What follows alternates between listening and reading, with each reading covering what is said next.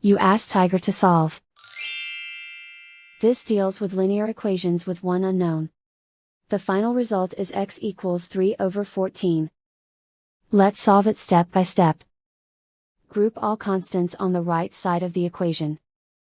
Subtract 1/2 from both sides. Group like terms. Combine the fractions.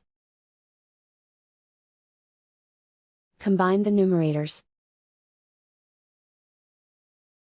Reduce the zero numerator. Simplify the arithmetic. Find the lowest common denominator.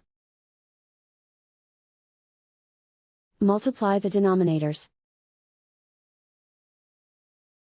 Multiply the numerators. Combine the fractions.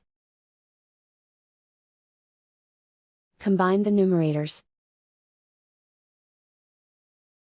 Isolate the x. Multiply both sides by inverse fraction 10/7. Group like terms. Multiply the coefficients.